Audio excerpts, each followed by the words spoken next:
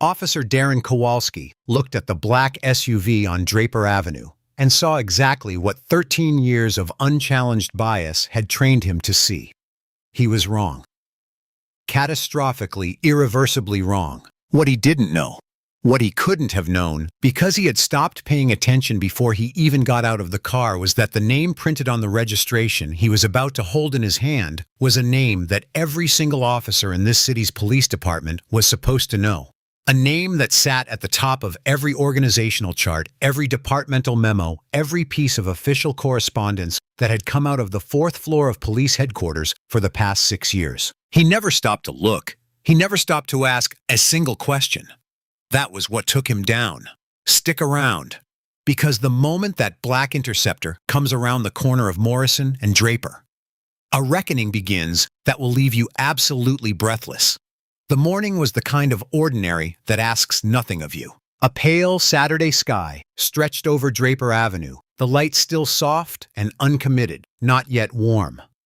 The street was quiet the way residential corridors go quiet on weekend mornings. A few cars moving at unhurried speeds.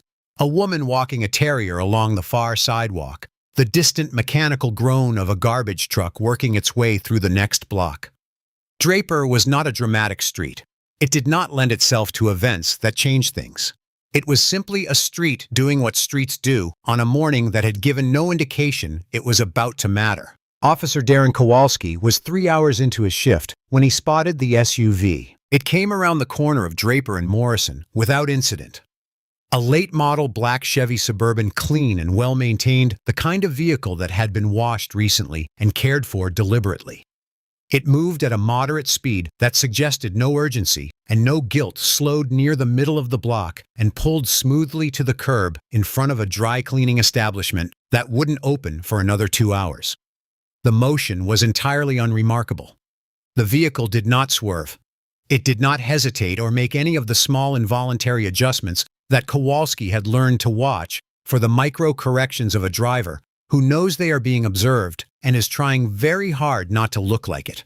The Suburban simply parked. Kowalski watched from half a block back, idling in his patrol car, with one hand on the wheel and his coffee going cold in the cup holder.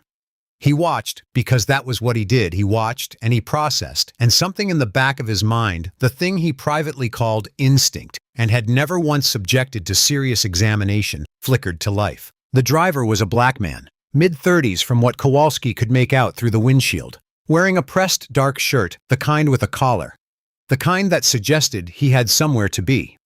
He had pulled his phone from his pocket and was looking at it with the focused attention of a man checking directions, his head slightly bowed, entirely absorbed. The car was very clean. The neighborhood was not poor, but the Suburban was nicer than most of what parked on this block at this hour. And the man behind the wheel looked like someone who had driven it here from a different zip code. These were the impressions that formed in Kowalski's mind in the span of roughly 4 seconds.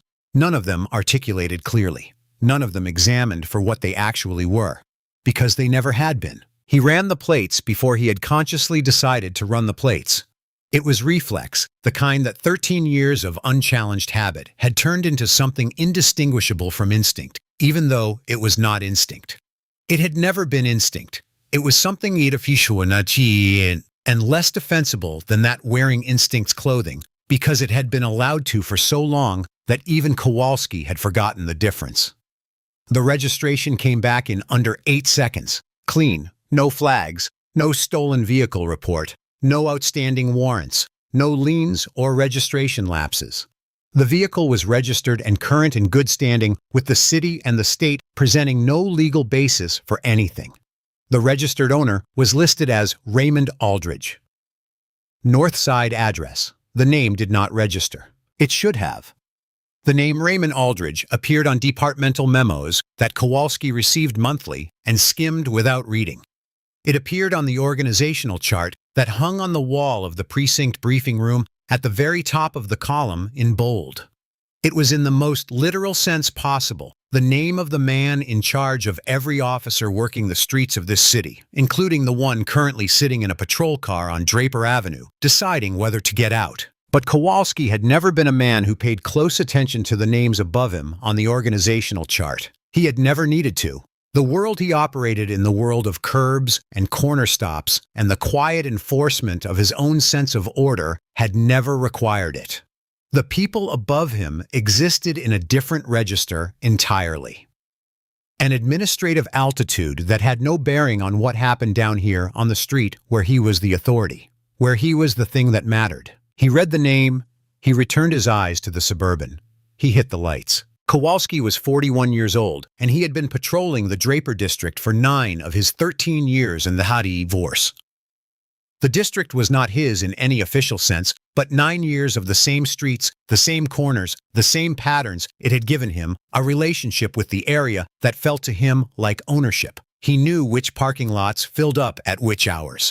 He knew the rhythms of the blocks, the way a carpenter knows the grain of a particular wood, not from study, but from contact, from repetition, from 1,000 small decisions made across the same terrain until the terrain itself began to feel like an extension of his own authority. He was broad-shouldered and thick through the neck with a buzz cut, perpetually 2 weeks past, needing a trim and a face that settled into a smirk at rest.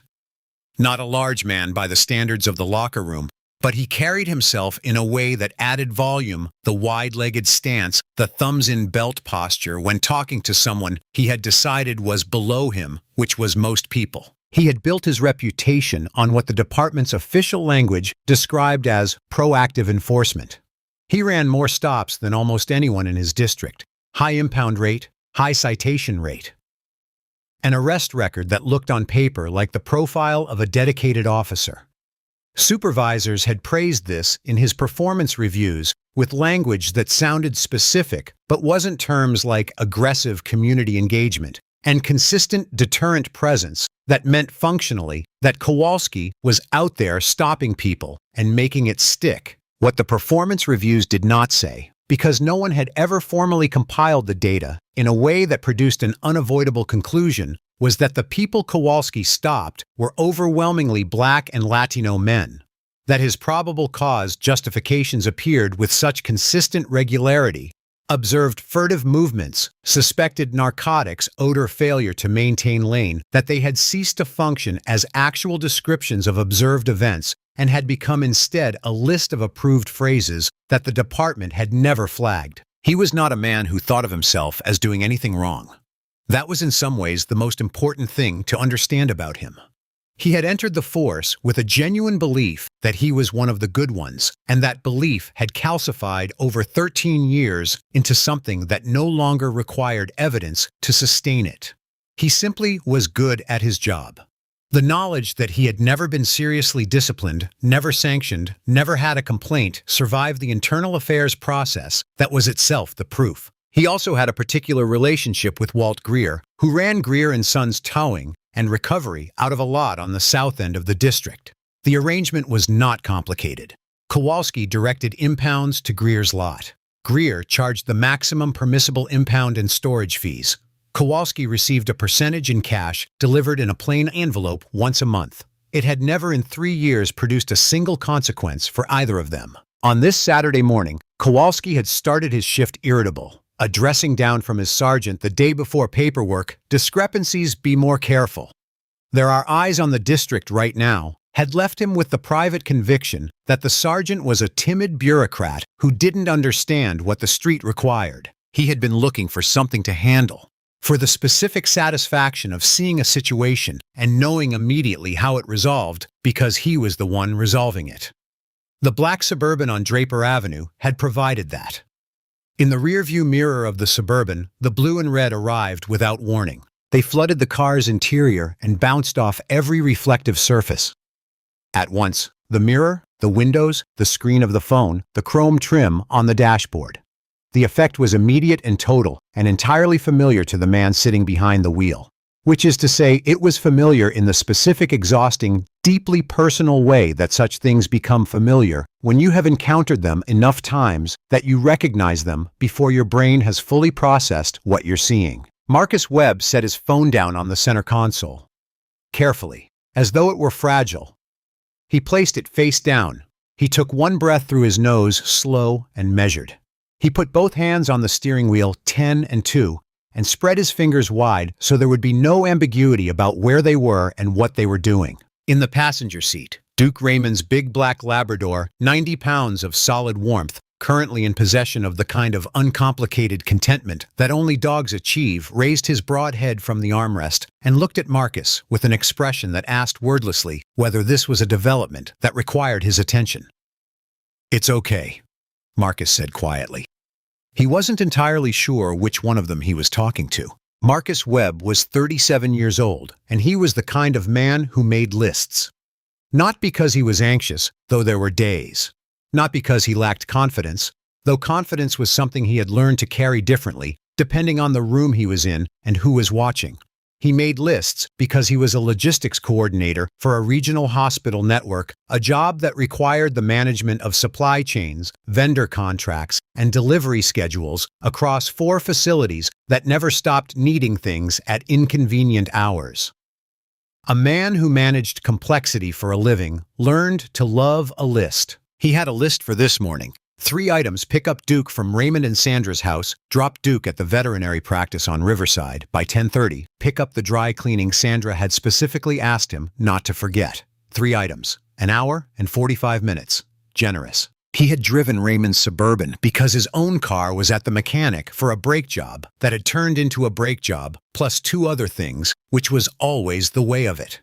He had the keys because Sandra had pressed them into his hand Thursday evening, with the specific, unambiguous energy of a woman who trusted her brother completely and wanted him to know the trust had conditions, the primary condition being that he did not feed Duke anything from the drive-thru.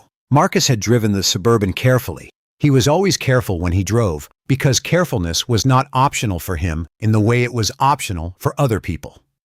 It was a calculation he had been making since he was 17 years old, when his father had sat him down at the kitchen table with the quiet gravity of a man imparting something important and explained that there was a particular kind of visibility that came with being a black man in a car in this country, and that the way to survive it was to give no one a reason to look twice. Marcus had internalized that lesson so thoroughly, it had become part of his basic operating system. He drove at or below the limit. He used his signals for lane changes at 3 in the morning when there was no one else on the road. He kept his registration current, his insurance active, his taillights functional with a vigilance that people who had never needed to think about these things would have found excessive, and that people who understood the calculation would have recognized immediately for what it was.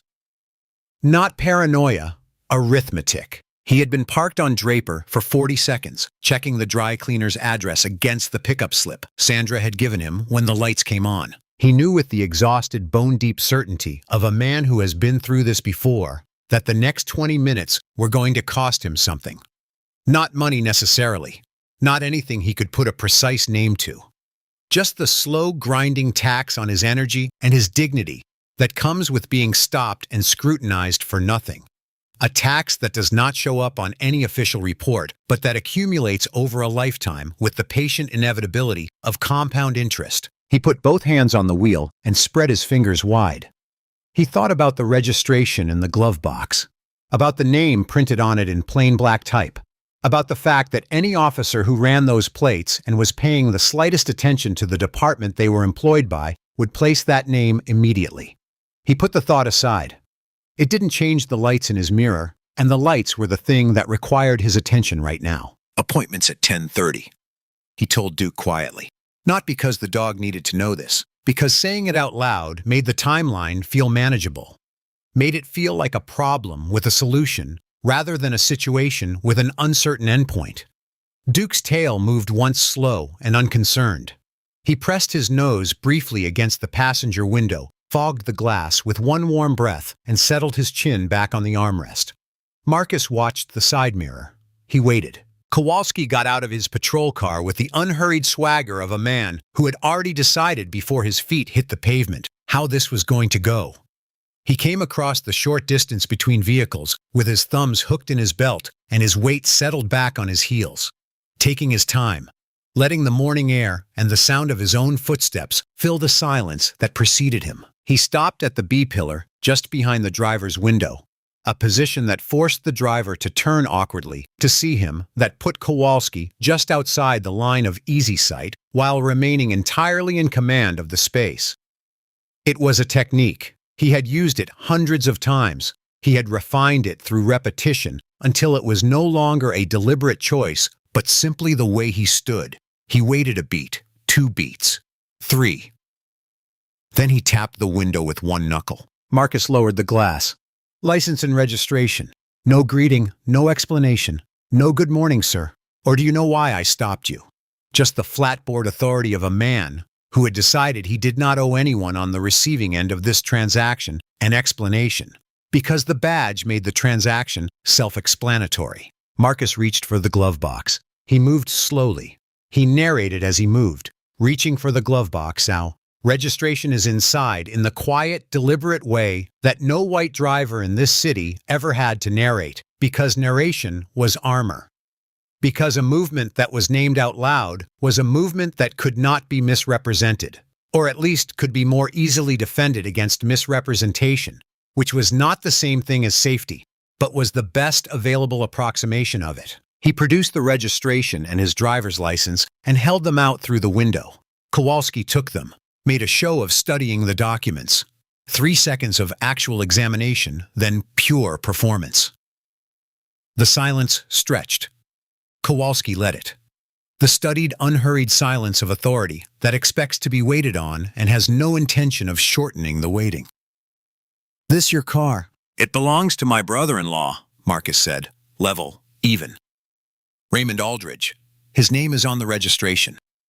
Kowalski looked at the registration, looked at Marcus, looked back at the registration. The name Raymond Aldridge was visible from where Marcus sat, printed in plain black type in the owner field. The title below it, Chief of Police, Draper Municipal Police Department. Kowalski's eyes moved across it. Nothing changed in his face. "Step out of the vehicle." Marcus did not move immediately. Not from defiance. Defiance was a luxury he could not afford. But from the careful, practiced stillness of a man who had learned that every movement he made during a police stop was being interpreted through a lens he had not chosen and could not remove. "Can I ask what this is about, officer?" I said, "Step out." Kowalski's voice dropped half a register.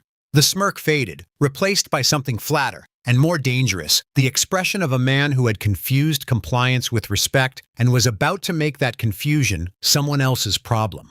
Marcus opened the door. He stepped out with his hands visible, his movements deliberate and unhurried, his face arranged in the careful, neutral expression that cost him something every single time he had to wear it.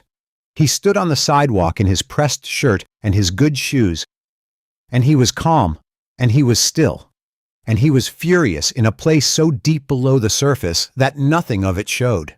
Inside the Suburban, Duke pressed his nose to the passenger window and watched. Kowalski looked Marcus up and down with the slow, unconcealed assessment of a man taking inventory of something he had decided didn't belong where he found it. The shirt, the shoes, the composure. None of it landed the way it should have. If anything, it seemed to irritate him, as though Marcus's obvious presentation of exactly what he was, a man who had not done anything wrong, was itself a form of provocation. "You got any other ID?" Kowalski said. Marcus held his gaze. "You already have my license." Kowalski smiled. It did not reach his eyes. "I'll ask the questions." Marcus had explained it twice by the time Kowalski told him to step to the curb. He had explained it clearly and calmly, with the measured patience that should not have been necessary, but was. He gave Kowalski the full name. He pointed to the registration, still in Kowalski's hand. Raymond Aldridge, printed in plain black type legible from 3 feet without squinting, the title, Chief of Police, directly below it. He offered to call Raymond directly right now on speaker, so that Kowalski could hear the confirmation from the man himself. Kowalski absorbed all of it with the flat, faintly amused expression of a man watching a performance he found mildly entertaining but not remotely convincing. He drew the name out slowly when he said it back, tasted it. "Raymond Aldridge, the police chief." "Yes," Marcus said. "Your brother-in-law." "My sister's husband." Kowalski nodded. The nod of a man who wants you to know precisely that he does not believe a single word coming out of your mouth. He looked down at the registration, then back at Marcus, then let his gaze travel deliberately, insultingly, from Marcus's collar down to his shoes and back up again. The look of a man designed to make another man feel like a suspect in his own skin. 13 years of practice had made it almost surgical. "That's a real convenient story," Kowalski said. "It's not a story. It's what's on the registration you're holding. Lots of people get their hands on registrations." A shrug, casual as discussing the weather. "Doesn't mean the car belongs to them." Marcus breathed through it. "Call it in, run the plates, call dispatch. Do whatever you need to do. The car is registered to Chief Raymond Aldridge. I am his brother-in-law, Marcus Webb. I am taking his dog to a veterinary appointment on Riverside."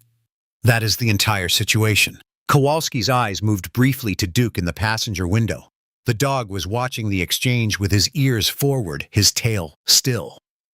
For just a moment, a fraction of a second, something flickered across Kowalski's face. The faint shadow of a thought that hadn't fully formed yet.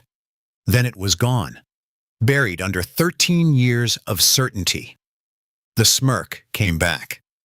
"Nice dog," Kowalski said. "Stolen cars sometimes come with nice dogs." The words landed like a slap dressed up as a joke. Marcus said nothing. Some statements are not arguments. They are simply cruelty wearing a badge.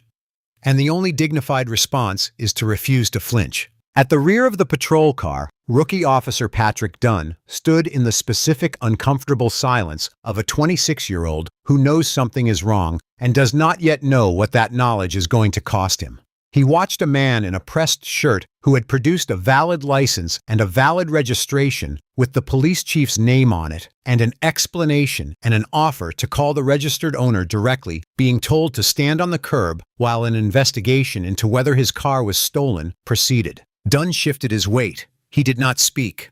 Kowalski ran the plates again from his cruiser. He sat in the front seat with the door half open, the in-car terminal visible in the shadow of the car's interior, and ran the query with the practiced efficiency of a man who has performed this action thousands of times and finds it about as demanding as checking a voicemail. The result came back in 8 seconds. Raymond Aldridge, Chief of Police, Draper Municipal Police Department. Registered address 4412 Northfield Terrace.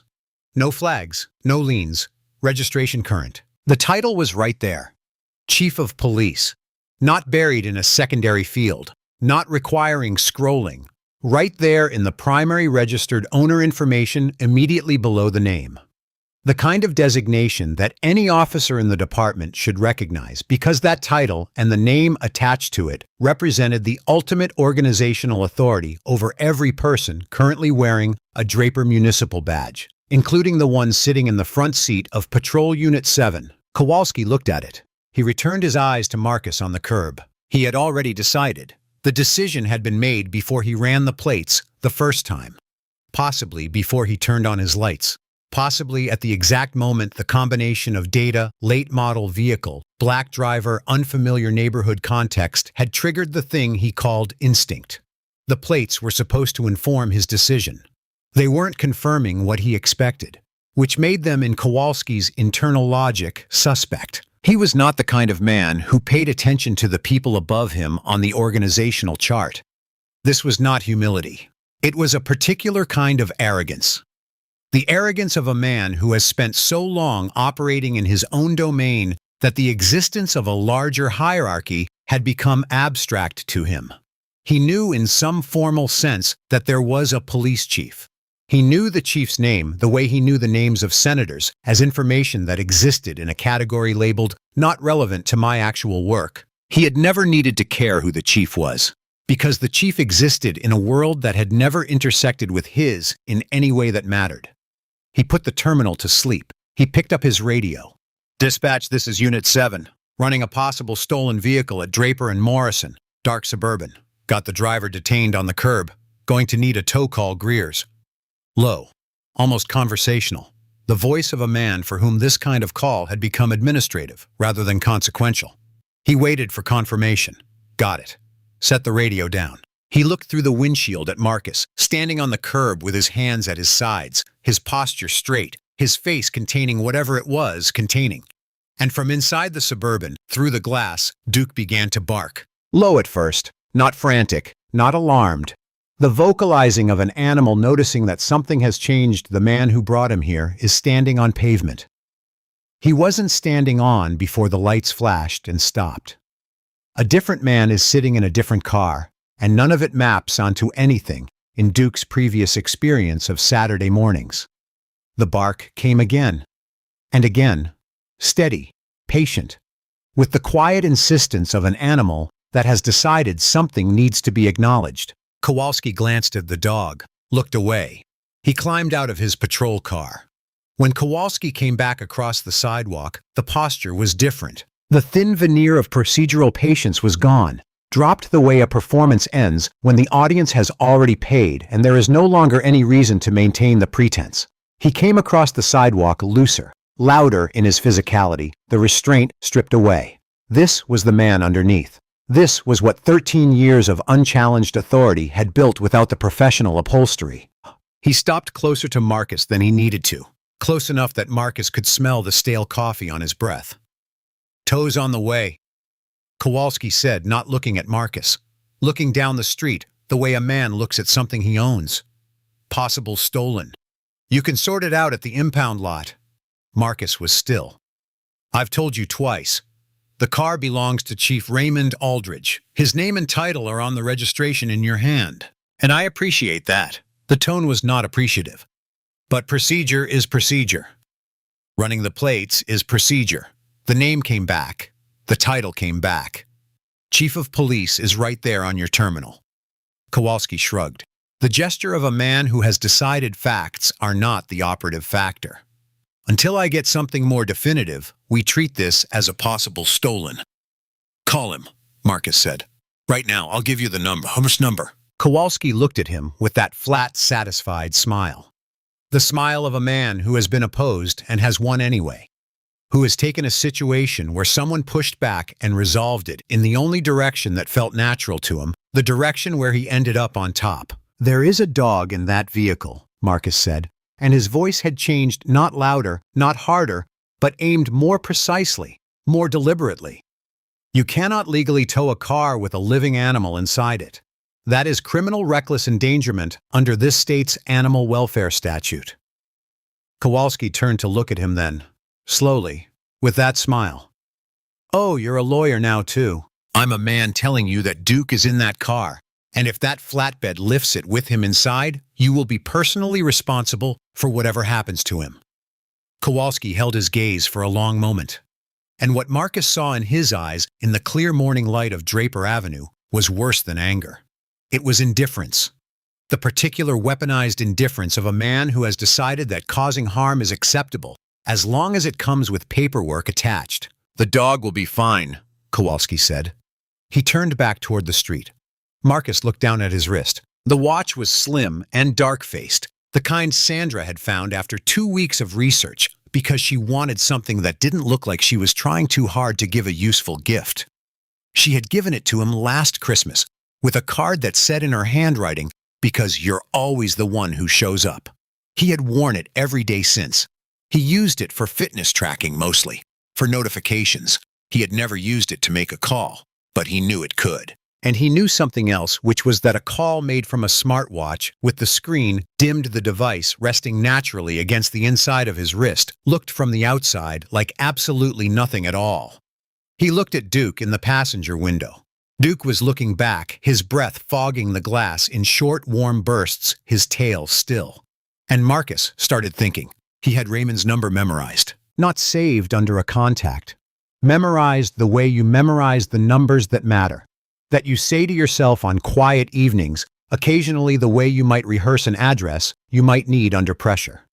His sister had asked him to learn it years ago, back when Raymond first made lieutenant, when the family had arrived without any formal discussion, through the unspoken logic of people who love each other and understand the world at the collective understanding that having that number accessible without a phone, without a screen, without the 7 seconds it takes to scroll to a contact was the kind of insurance that cost nothing and might someday be worth everything. He had never needed it like this before.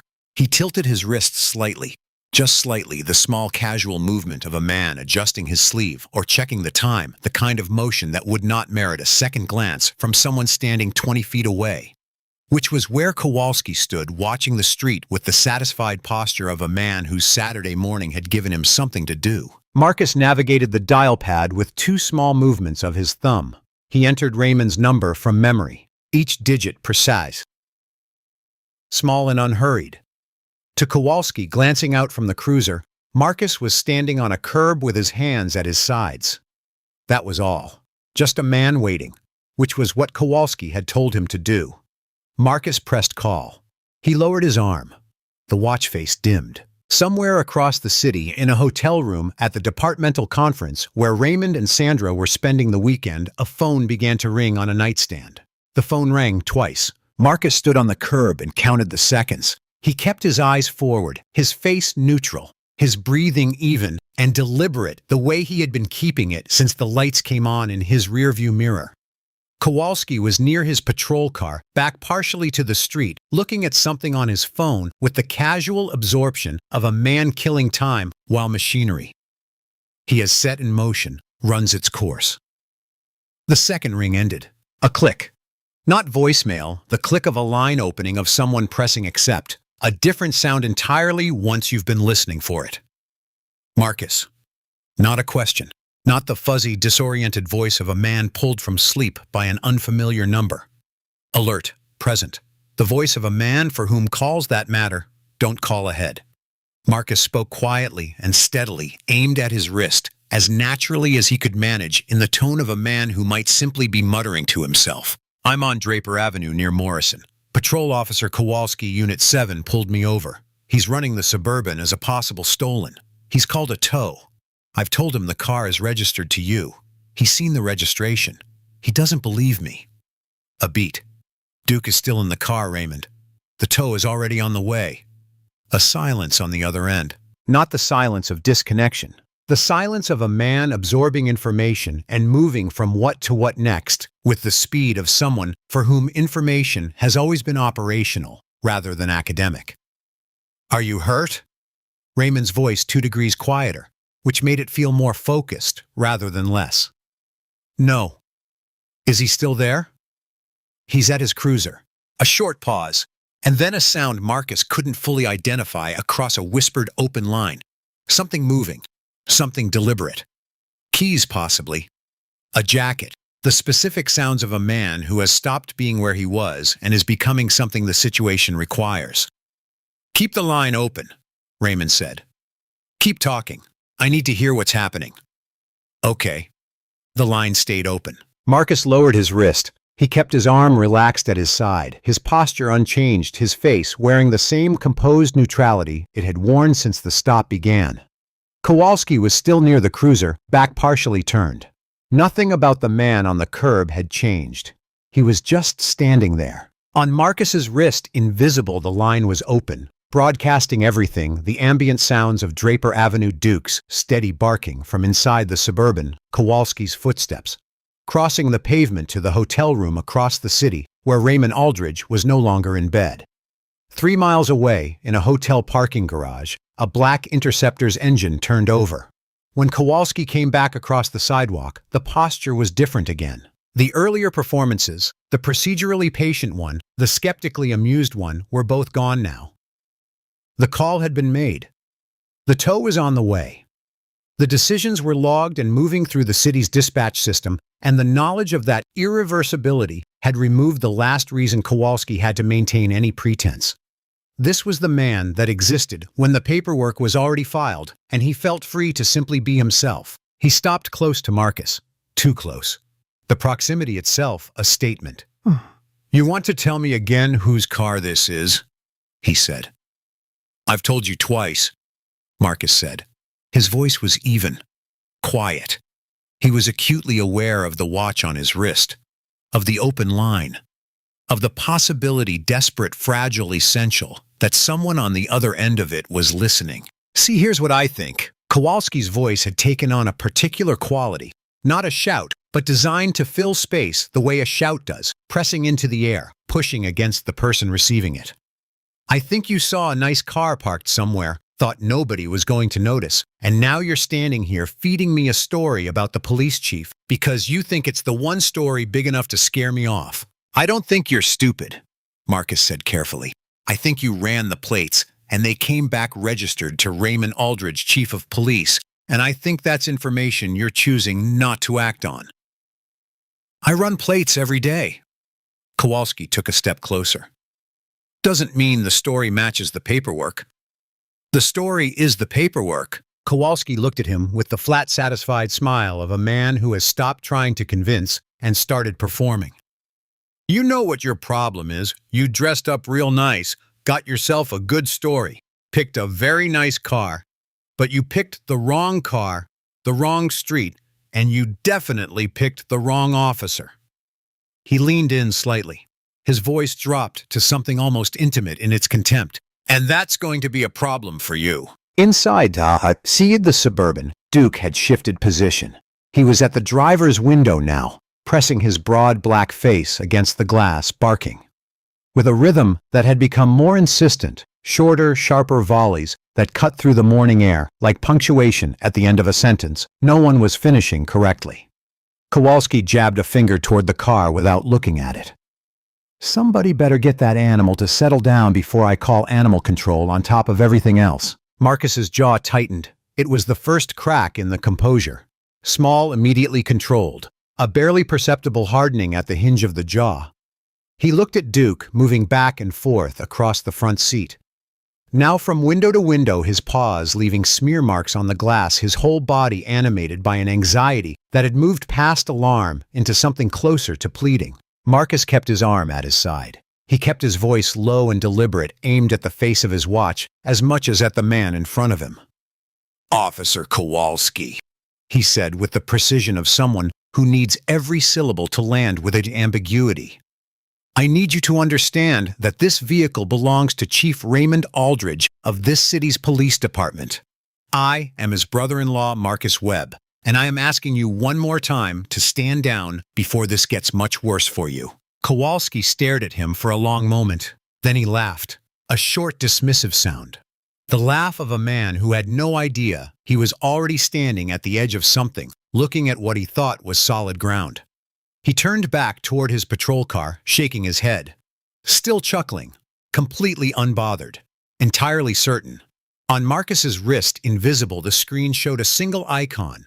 Green. The line was open. 2 miles away, the Interceptor accelerated through a yellow light on Garrison Boulevard. Walt Greer's orange flatbed rolled onto Draper at 9:17. He had been eating breakfast when the call came through the dispatch radio on his kitchen counter, catching Kowalski's unit number and the location and the vehicle description, and Greer noting it the way he noted all of Kowalski's calls. With a particular attention he didn't extend to calls from other officers. Because Kowalski's calls had a different category of significance in Greer's professional life. He had driven the flatbed down Draper at a measured pace, orange hazard lights blinking with the mechanical indifference of heavy equipment, performing a function it performs dozens of times a week. He turned onto the block and spotted the patrol car and the Suburban and the man standing on the curb in a dress shirt. He made his visual assessment in the first 4 seconds. The Suburban looked like it belonged to someone. The man on the curb looked like he had every reason to be inside the vehicle. Greer had been in this business for 19 years. He knew the difference between a car that looked stolen and a car that looked cared for. He also knew that his analysis of the situation was not what the situation required him to act on. He climbed down from the cab with his clipboard and looked at the scene. Looked at Kowalski. Looked at Marcus on the curb, who looked back at him steadily, the measuring gaze of a man determining in real time what category of ally or obstacle he was looking at. The transformation in Kowalski was immediate. The flat hostility he had been directing at Marcus evaporated with the speed of a lamp switching off there and then gone, replaced by the easy collegial warmth he reserved for people he considered to be on his side of things. He crossed the sidewalk toward Greer with his hand extended, clapped him on the shoulder, said something low enough that Marcus couldn't catch it, and gestured toward the Suburban with the casual authority of a man pointing at something already being managed. Greer looked at the passenger window. Duke had pressed his face against the glass, nose working at the seal. his breath fogging the surface in short, rapid bursts. His tail was not moving. "There's a dog in there," Greer said. "I can see that," Kowalski said. The warmth in his voice cooled by exactly 1 degree. Not to hostility, to the temperature of a man who considers a complication to have been raised and intends to dismiss it. "Hook it up."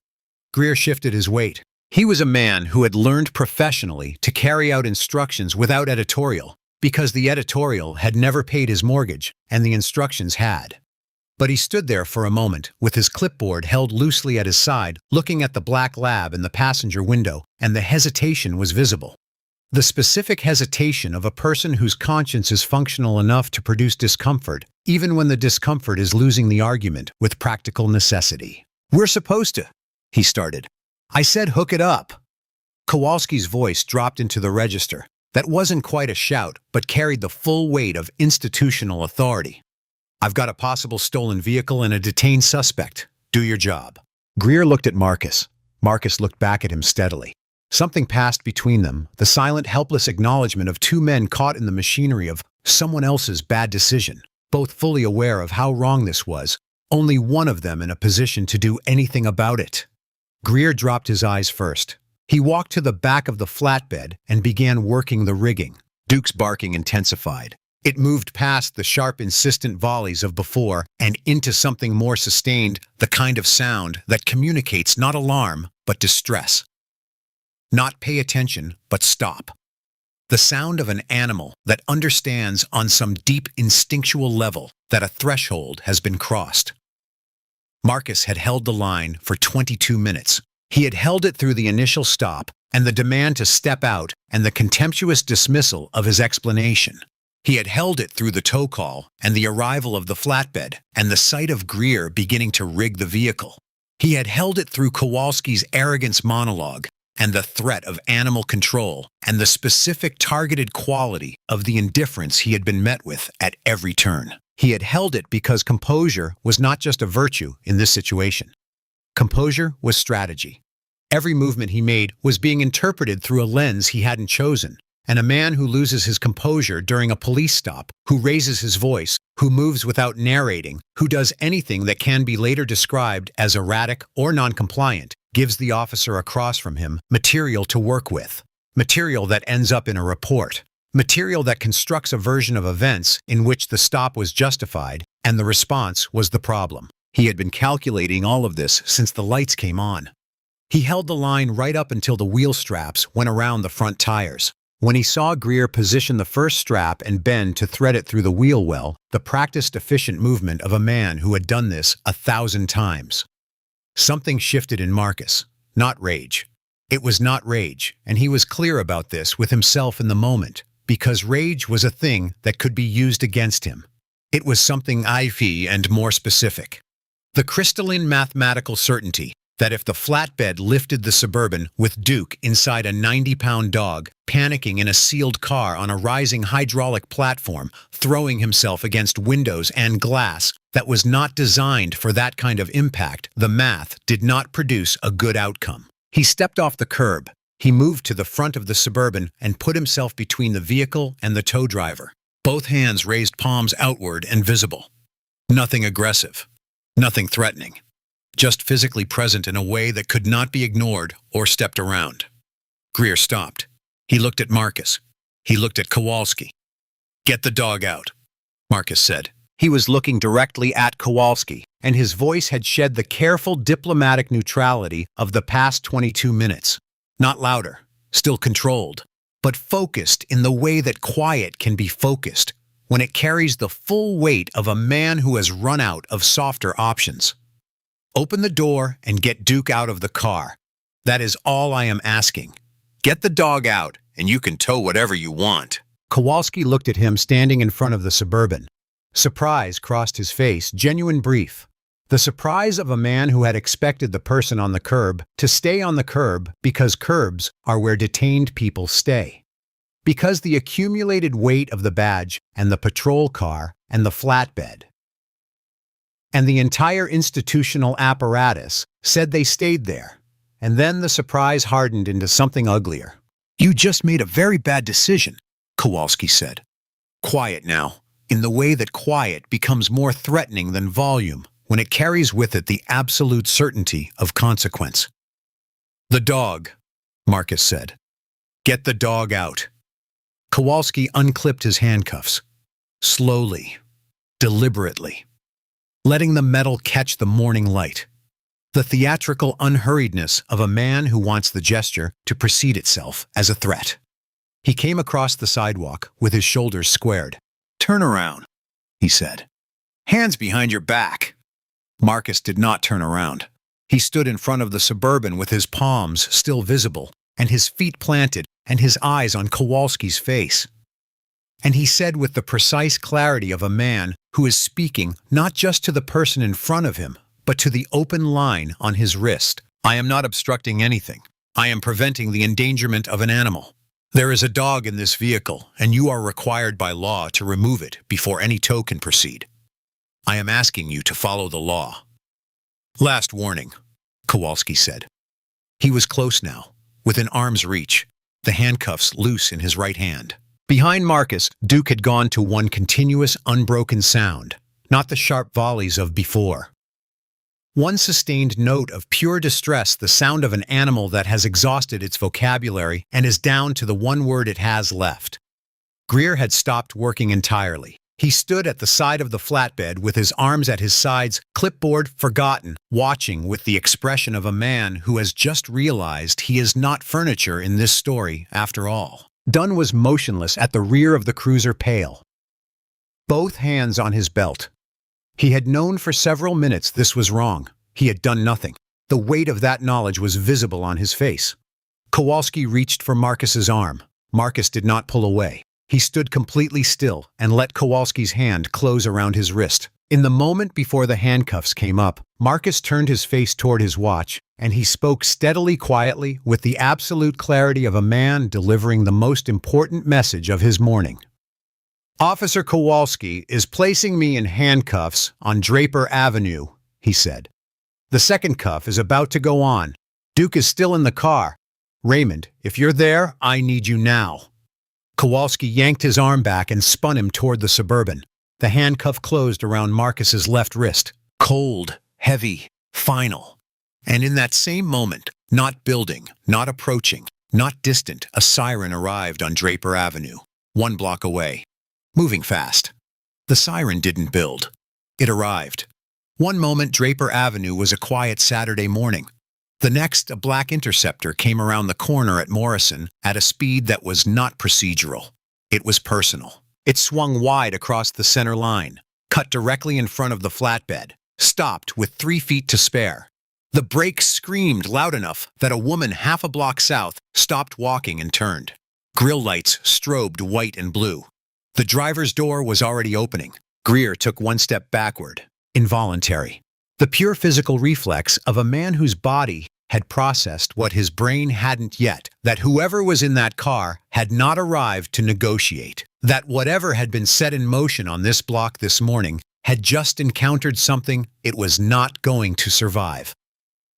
Chief Raymond Aldridge stepped out of the Interceptor, full dress uniform, 4 silver stars on the collar catching the morning light, the city seal on the badge over his heart.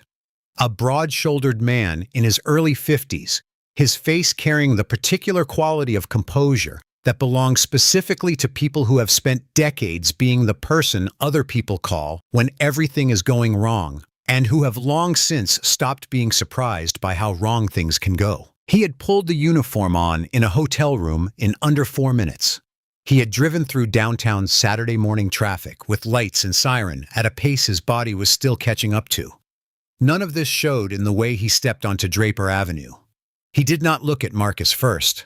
He looked at the Suburban, at Duke still pressed against the passenger glass, breath fogging the window in short, desperate bursts, dark eyes finding Aldridge's face immediately with the unmistakable recognition of an animal who has found the specific person he has been waiting for.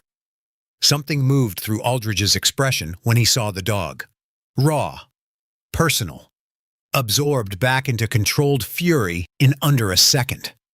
His eyes moved to the wheel straps around the front tires of his own car. He looked at Greer. Greer had already dropped the rigging handle. He stood at the side of the flatbed with both hands raised slightly, the instinctive posture of a man who wants it on record immediately and unambiguously that he is not the decision-maker in this situation. He had recognized the uniform. He had recognized the stars. He had worked city contracts for 9 years, and he knew exactly what 4 stars meant. He also knew suddenly and with great clarity that the ledger he kept in his filing cabinet at home, the one with the plain blue cover and 3 years of cash transactions with Kowalski, was something he was going to need to think very carefully about in the next 48 hours. Aldridge's eyes moved from Greer to Kowalski. Kowalski had gone still. Not the controlled stillness of a composed man. The frozen stillness of a man whose entire operating system has encountered something it was not built to process, like a machine handed an input outside its parameters, unable to return a result, capable only of stopping. He was standing behind Marcus with one hand still on the half-applied handcuff chain, and he was looking at 4 stars on the collar of the man walking toward him across the pavement of Draper Avenue.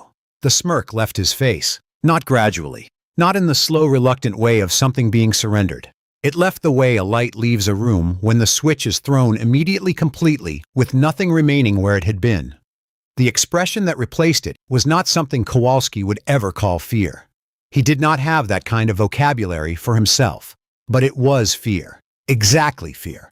The specific disorienting fear of a man who has built 13 years of certainty on the foundation of being the largest authority in any given space and has just stepped into a space where he is not. Aldridge walked toward him. He did not walk fast. He did not need to. Every step was measured and deliberate, landing on the pavement of Draper Avenue with the full weight of everything Kowalski had said and done in the last 41 minutes. The distance between them closed with the slow, inevitable quality of something that had already been decided. He stopped 6 feet away. The morning was very quiet now. Even Duke had stopped. The dog pressed his face against the passenger window in absolute silence, watching the man in the full dress uniform, his tail moving in slow, careful arcs. The movement of an animal that has recognized the specific person it has been waiting for, and is containing the knowledge of it while the moment finishes being what it needs to be. Aldridge looked at Officer Darren Kowalski for a long moment without saying a single word. And the silence was not awkward. It was not the absence of something. It was its own thing, its own weight, its own pressure, its own statement. It lasted long enough that 2 people on the sidewalk shifted their positions without meaning to, as though the silence had a gravity they needed to adjust for. Then quietly, without heat, without theater, with the absolute authority of a man who has the power to make words final and the integrity to use that power precisely, "Take those handcuffs off my brother-in-law." Kowalski's hands shook when he reached for the cuffs. A fine, barely visible tremor, the kind that bypasses the nervous system's capacity for suppression, operating at a level below conscious control. He would have denied it under oath. He would have denied it to his sergeant, to his union rep, to himself, with the same reflexive certainty that had denied him recognition of his own bias for 13 years. But Marcus felt it in the metal against his wrist. The slight unsteady quality of the hands, removing what the hands had placed there in stark contrast to the absolute confidence with which they had placed it. Marcus brought his hands in front of him. He rubbed his left wrist once the skin reddened, the circulation returning with the familiar tingling of pressure released. He stepped to the side. He understood instinctively that this moment no longer belonged to him in the way the previous 41 minutes had. That what was happening now had a scope beyond his immediate situation.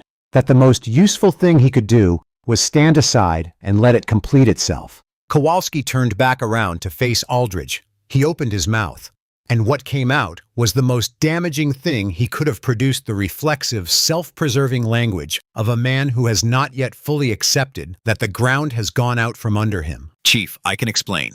This individual was in possession of a vehicle that there was no way to verify the relationship he was claiming and the registration. I mean, with all due respect, anyone could present that kind of story, and without independent confirmation of the identity. That belongs to me." Aldridge's voice did not rise. 2 words: quiet, surgical.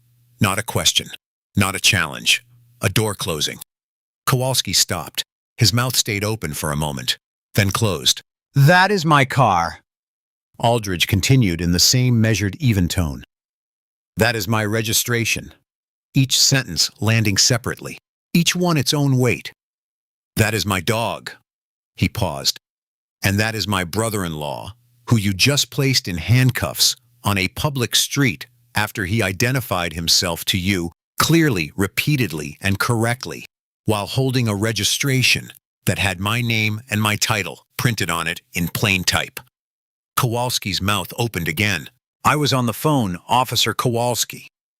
Aldridge let that sit in the morning air. The people on the sidewalk received it. There were 5 or 6 of them now, a man in a delivery uniform, a woman with a stroller, 2 people who had stopped on their way somewhere and were no longer going anywhere. Nobody spoke. "I was on the phone from the beginning of this stop. I heard everything." A pause. Precise. Deliberate. "I heard you refuse to verify the registration. I heard you call the tow. I heard you threaten to call animal control on my dog." He looked at Kowalski steadily, without expression, without heat. "I heard you laugh." The last 4 words were the quietest of all, and they hit the hardest. The laugh, the short, dismissive sound Kowalski had let out when Marcus warned him things were about to get much worse. That laugh which had felt in the moment like the laugh of a man dismissing an empty threat. That laugh which had traveled down an open line on a smartwatch from a sidewalk on Draper Avenue to a hotel room across the city, and which had been heard in real time by the one person in this city with both the authority and the personal stake to do something about it. Kowalski had gone this color of old concrete. The swagger was gone. The smirk was gone. The 13 years of calcified certainty, the thing that had looked from the inside like experience and pattern recognition and instinct, and that had looked from the outside, if you were paying attention, like something considerably less defensible, had drained out of him on a Saturday morning on a quiet street. What remained was something small and pale and entirely unprepared for what consequence actually feels like when it finally arrives. He tried again, smaller now. A man looking for any remaining purchase on the situation. "Chief, the registration, I mean the title on the terminal, I wasn't—" "Your terminal showed my full name." Aldridge's voice did not rise, did not need to. "It showed my title, which you ran, which returned my address, which you then chose to disregard because you had already decided what was happening on this street before you got out of your patrol car." One step forward. "Don't tell me about the registration." Kowalski's mouth closed. It did not open again. Aldridge turned briefly to Marcus. Not words, just the look of a man checking on family, making sure the damage was limited to dignity and not something worse. Checking on the person who mattered in the brief, necessary way of a man who has other things to do in the next 60 seconds, but for whom this particular person comes first. Marcus gave a small nod. He was fine. Wrist was sore. He was fine. Aldridge held his gaze for 1 second. In that second, Marcus saw the thing beneath the chief's composure. The fury, yes, operating at some deep and controlled level. But underneath that, something else. Something that looked almost like grief. The bone-tired grief of a man who has spent 24 years working to make an institution mean something. Who has written policies and enforced standards and made arguments in rooms where the arguments were unpopular. Who has come to a sidewalk on a Saturday morning to watch one of his own officers spend the morning demonstrating precisely why that work is never finished and may never be finished, and who will do it anyway because the alternative is to stop doing it. The grief lasted the duration of the second. Aldridge turned back to Kowalski. "Badge and weapon," he said. "Now." The silence on Draper Avenue was absolute. The idling engine of the Interceptor. The faint, distant sound of the city continuing, and Darren Kowalski, 13-year veteran, reaching with a hand that was no longer pretending not to shake for the badge he had worn for more than a decade. He held it out. Aldridge took it without looking at it. His eyes did not leave Kowalski's face for the duration of the gesture. And the taking of the badge was a motion he performed with the practiced, quiet finality of a man who has done this before. Not the first time, not the last time, and each time carrying the knowledge that it never gets easier, and he has never wanted it to. You're done. 3 words, no theater, no speech, no elaboration. Just the plain, irreversible truth of a situation delivered by the person with the authority to make it true and the integrity to deliver it without flourish. Because the moment did not require flourish. The moment required 3 words. Hall stood on the sidewalk in his uniform. No badge, no weapon, no smirk, no story left to tell. The ghost of his badge, visible in the slightly darker patch on his chest where the metal had pressed against the fabric for 13 years, leaving its shape even in its absence. For the first time all morning, he had absolutely nothing to say. Marcus opened the passenger door of the Suburban. Duke came out. He did not step out. He leapt with the full, exuberant physical relief of 90 pounds of dog who has been waiting for the correct resolution to a situation he has been monitoring with great concern for the last 40 minutes. He hit the sidewalk with all 4 feet at once, turned briefly in Marcus's direction, a broad black head against his hand, a tail against his leg, a sound that was not quite a bark but more than a breath, and then, with the instinctive navigation of an animal who knows exactly which person in the vicinity is his, went straight to Aldridge. He pressed his whole body against the chief's legs. Not his nose, not his head, his whole body leaning in with the full, trusting weight of an animal who has found the person he was waiting for. His tail moved in wide, relieved arcs, the deep, slow movement of relief rather than excitement. The movement of a dog who has been distressed and is now unmistakably not distressed. Aldridge reached down. He did not break his gaze from Kowalski. He did not look at Duke when he reached down. He kept his eyes precisely where they had been, on the face of the man who had stood on this block all morning and done what he had done, and he reached down and placed one hand on the dog's broad black head, resting it there, steady, unhurried. It was somehow the most devastating thing he could have done. Not the badge removal, though that had been its own kind of finality. Not the words, though. The words had been precise and had landed exactly as they needed to. Not the arrival of the Interceptor, or the blocking of the flatbed, or the confrontation on the pavement. All of those things had weight. But this, the hand on the dog's head, performed without looking, without theatricality, without any acknowledgement that it was performing at all, simply because the dog was there and needed to be acknowledged, and Aldridge was a man who understood what the dog needed, even in the middle of everything else. That was the image that would stay, that the people on the sidewalk would carry home and struggle to explain to the people they lived with over dinner. The image of the man with 4 stars on his collar, a just-removed badge in his other hand, looking without expression at the officer who had tried to tow the dog while the dog pressed his whole golden weight against the chief's legs in the pure, uncomplicated language of relief. Scene break. Walt Greer unhitched the wheel straps before Aldridge's hand had reached the dog's head. He worked with the quiet, efficient speed of a man who understands that the correct thing to do is to undo as quickly as possible and without comment everything he has done in the last 30 minutes. He walked the straps back to the flatbed, loaded the rigging, climbed into the cab without making eye contact with anyone. Then one more thing Greer did before he started the engine. He reached into the cab's side storage and took out a small notebook. Blue cover with a water stain on the bottom right corner. He set it on the passenger seat.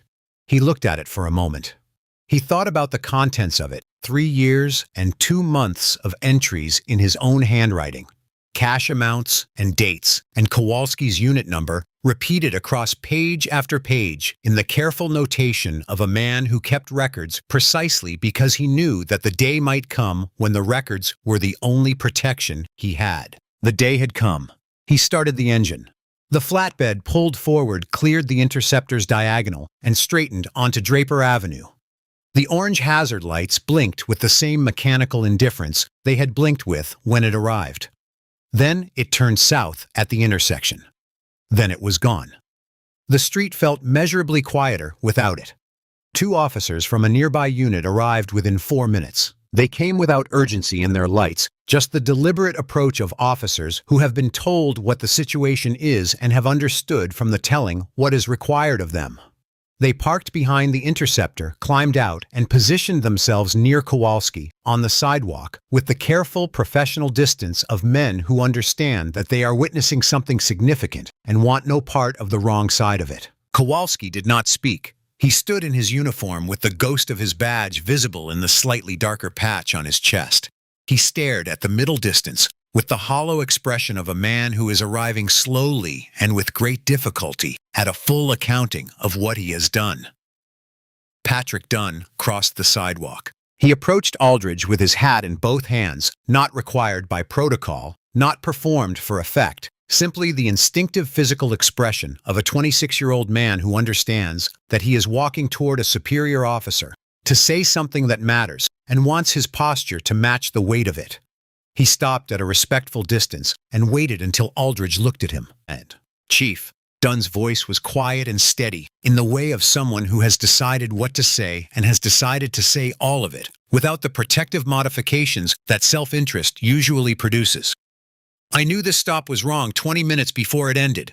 I said nothing. I did nothing." He looked at Marcus briefly, then back to Aldridge. "I'll write a full account everything I witnessed in the order I witnessed it and bring it to Internal Affairs Monday morning." Aldridge looked at him, not warmly, not coldly, with the particular attention of a man assessing as precisely as he can in real time whether the person in front of him means what they are saying. "Monday morning," Aldridge said. "Yes, sir." "Everything." "Everything." Aldridge held his gaze for one more second. "What you do Monday matters more than what you didn't do this morning. Understand that." Dunn nodded. He put his hat back on. He walked back to his position, not with Kowalski, not with the unit officers, but slightly apart from all of them, in the specific liminal space of a man who has chosen a side and is only now beginning to cross to it. Aldridge made 3 calls standing beside the Interceptor. He made them with Duke sitting at his feet, the dog settled and quiet now. His broad head resting on his front paws, his eyes open and watchful, but his body entirely at ease. The calls were short, made in the flat, purposeful efficiency of a man who has already decided what needs to happen and is setting machinery in motion. Internal Affairs first, the division head directly. He named Kowalski, named the charges as he understood them, said he would follow up in writing within the hour. He expected a formal investigation opened by end of business Monday. City Attorney's Office second, the message specific enough to function as a preliminary brief. He noted the animal welfare statute, the unlawful detention, and the existence of a continuous audio recording of the stop's full duration, 34 minutes of clean, unambiguous audio from a personal device belonging to the detained individual. Then a 4th call Aldridge had not planned but made anyway. He dialed Walt Greer's number. It rang once. "Chief," Greer said before Aldridge could speak. "The notebook," Aldridge said. A silence. "Yes, sir." "Internal Affairs, Monday morning, same time as Dunn." Another silence. Shorter. "Yes, sir." Aldridge ended the call. Marcus was standing near the Suburban, his phone in his hand reading a text from Sandra. He had sent her a short message 20 minutes ago. "Something happened this morning. Everyone is okay, including Duke. I'll explain tonight." She had responded in 8 words, and I knew I should have come with you. He looked at the dry cleaning slip still in his pocket. He would need to reschedule that, too. He thought about this, the reschedule, the vet appointment, the block in his calendar that would need to shift, and recognized what he was doing. He was thinking about logistics, because logistics was the thing his mind returned to when it needed something manageable, something solvable, something that had a clear action and a clear resolution. The morning had contained very little of those things. He looked at Aldridge on the phone and at Duke at his feet and at the empty space on Draper Avenue where the flatbed had been. He let out a breath that he had been holding in one form or another for the last 41 minutes. The city attorney's office called Monday at 8:14, before Marcus had finished his coffee, which told him everything he needed to know about how the office was treating the weekend message. He sat at his kitchen table with the phone and a notepad and spoke with an attorney named David Okonkwo for 22 minutes. Okonkwo had reviewed the smartwatch audio over the weekend. He described the recording as 34 minutes and 11 seconds of continuous audio capturing the full duration of the stop from the moment Kowalski's patrol car pulled to the curb on Draper to the arrival of the Interceptor and the removal of the badge. The audio quality, Okonkwo said, was remarkably clean. It contained everything. The flat, dismissive tone of Kowalski's initial license and registration. The 3 times Marcus had identified himself and stated the relationship to the registered owner. The offer to call Raymond directly and Kowalski's dismissal of it. The tow call. The threat of animal control. The arrogance monologue. The deliberate physical intimidation of the handcuff display. And it contained something else. Something that Marcus had not been close enough to hear at the time. Something Kowalski had said to Greer when he clapped him on the shoulder and gestured toward the Suburban with the ease of a man pointing at something he already owned. 6 words. Casual. Spoken without any awareness that they were being captured. Spoken with the absolute comfort of a man who has said this kind of thing many times before and has never had any reason to believe the saying of it would ever be a problem. Guy in a dress shirt. Nice car. You know how it is. 6 words. On playback in a conference room with the city attorney, listening those 6 words were more damaging than anything else on the recording.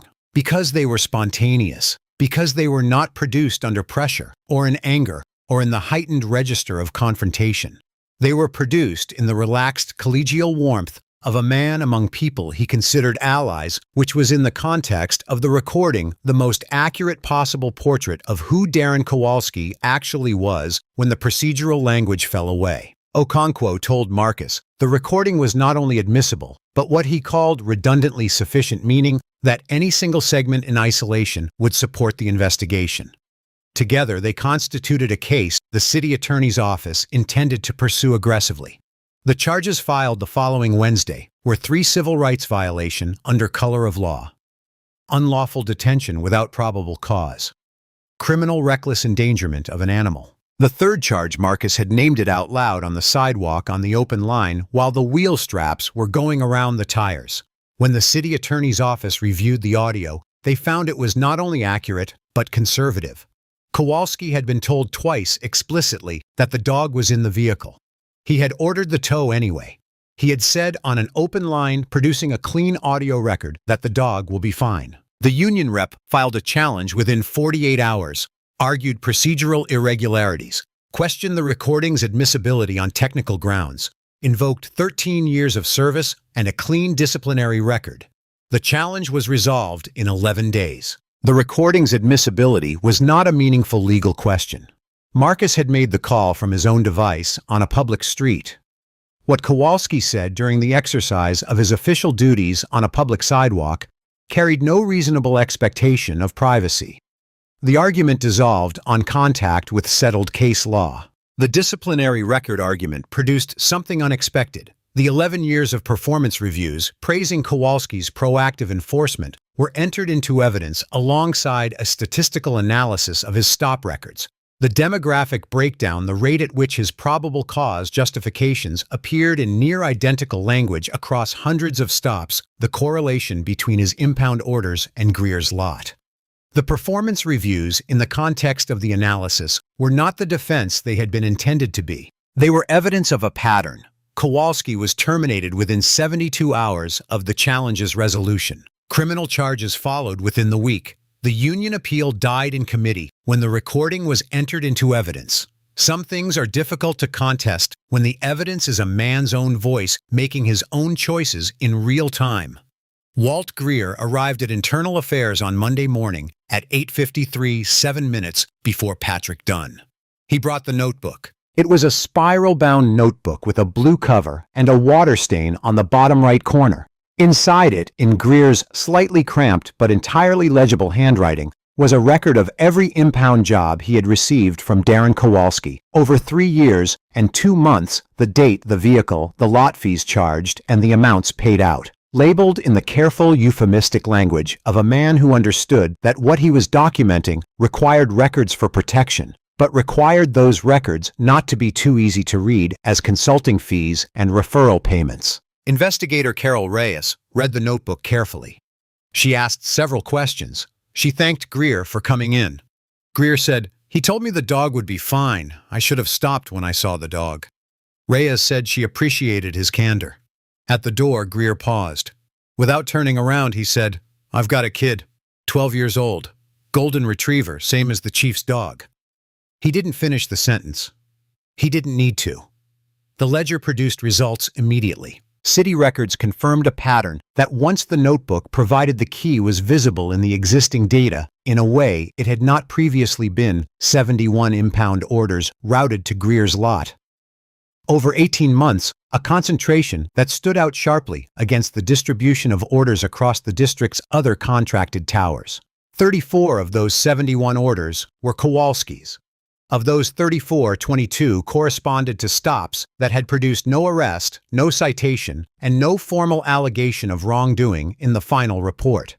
Stops where the paperwork said in effect that everything was fine. And the car had nonetheless been impounded and taken to Greer's lot, where it had generated several $100s in fees that had been split between the lot owner and the officer. Financial fraud charges were added to the civil rights violations and the animal endangerment charges. The city attorney's office used a word in the filing that made the union rep go very quiet when he read it. Pattern. Not a bad day. Not a mistake. Not an officer whose instincts led him wrong on one Saturday morning. A pattern of behavior sustained over years, documented in a spiral notebook with a water stain on the cover that had finally surfaced because a man in a pressed shirt on a sidewalk had tilted his wrist slightly and dialed 11 numbers from memory. Marcus gave his statement on Wednesday morning. He arrived at the precinct building at 8:50, 10 minutes before the scheduled appointment, because he was a man who arrived before his appointments and was taken to a conference room on the 4th floor. Clean, institutional, the particular brand of cleaning solution that government buildings seem to acquire as a property of their architecture. Investigator Carol Reyes came in at 9:01. She was a woman in her early 40s, precise and attentive, with dark hair pulled back cleanly and reading glasses pushed up on top of her head until she needed them. She set a recorder on the table and a legal pad beside it and looked at Marcus with the listening forward quality of someone who has learned to hear not just what people say, but what they emphasize and what they don't. What they say carefully and what they say without thinking. "From the beginning," she said. "As much detail as you remember, in the order you remember it." Marcus told it. He told it the way he had lived it, not as a grievance, not as an accusation, but as a sequence of events in order with the specific details that he had noted at the time, because noting details was something he did professionally and had been doing since he was 17 years old, because the noting of details is the beginning of being believed. He told her about the lights in the mirror, the hands at 10 and 2, the registration and the 3 separate times he had explained the situation, the tow call and the flatbed and the moment the wheel straps went around the tires, the watch, stepping off the curb, the handcuffs, the sound they made. Reyes asked good questions, clarifying questions genuinely aimed at precision rather than at arriving at a predetermined conclusion. She asked about the sequence of the watch call, about exactly what Kowalski had said when he looked at the registration, about Dunn, his position at various points, what he had said. When the account was complete, Reyes closed her legal pad. She looked at Marcus across the table with the careful expression of a professional who has heard many accounts of many things and has learned to receive them without performing a reaction that doesn't belong to her. Then she said, "I'm sorry this happened to you. Not procedure. Not part of the record. Not something the recorder needed. Just a true thing said by one person to another across a government table on a Wednesday morning." Marcus received it the way it was offered. "Thank you," he said. He drove home with the windows down. It was the first time since Saturday that the windows had been down. He had driven with them, closed all week. A small closing off he hadn't consciously decided on and hadn't consciously reversed until now. The city moved past the open windows with its ordinary rhythms, pedestrians, delivery vehicles, a school bus pulling away from a stop with the heavy patient motion of something large operating at reduced speed. All of it ordinary. All of it the city doing what the city does. Continue. Always continue.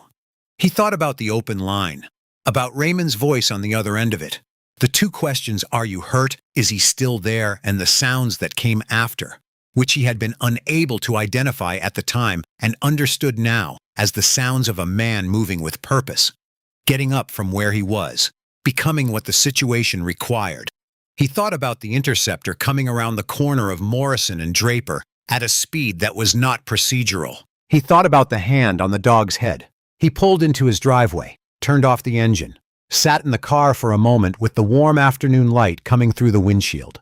Then he took out his phone and called his sister. Sandra picked up on the first ring. Aldridge's policy changes came the following month, written in his own voice because the occasion warranted it. The zero-tolerance profiling directive went department-wide on the first documented articulable reasonable suspicion required before any demand to exit a vehicle, not boilerplate, not furtive movements, but specific factual articulation that would survive review. Mandatory body camera activation from the moment of vehicle approach. Revised stop protocols requiring supervisor authorization for any impound order without a corresponding arrest or citation, which closed precisely and permanently the mechanism through which 34 cars had gone to Greer's lot without producing a single piece of legitimate paperwork. And an anonymous reporting channel maintained by an external vendor with no departmental access to reporter identities for officers who witnessed misconduct and needed a way to say so without standing alone in the open. It was not a revolution. Aldridge had never promised a revolution. 24 years had made him too honest about the nature of institutions for that. An institution is not a thing that corrects itself automatically. It is a collection of people with varying commitments to the values the institution claims to hold, and the only way to move it is to move the people one policy and one enforced expectation at a time with the patience of someone who understands that the work is long and who does it anyway year after year because the alternative is to stop.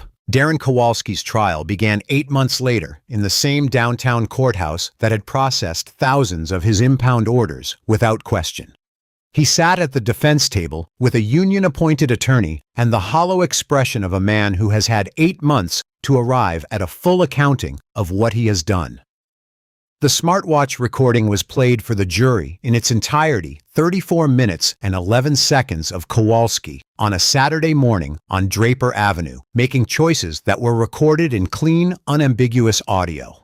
On playback in a courtroom, with a jury listening, those 34 minutes produced an unmistakable portrait, not an officer having a bad day, not a mistake made in the heat of a difficult moment, but a man in full command of himself, doing what he had always done, saying what he had always said, with the total comfort of someone who had never faced a single consequence for any of it.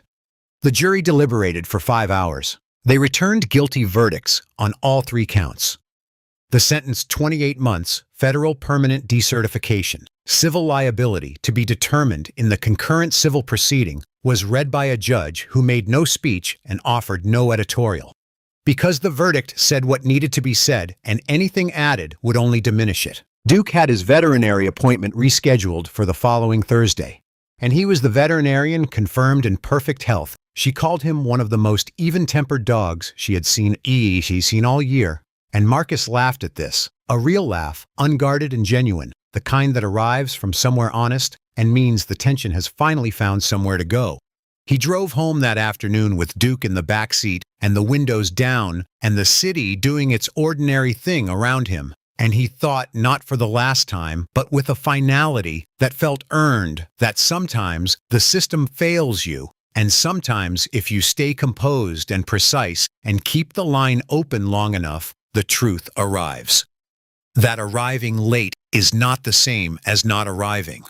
That the hand on the dog's head, the badge in the other hand, the silence on a quiet street on a Saturday morning, that was what arrival looks like when it finally comes. And that was enough.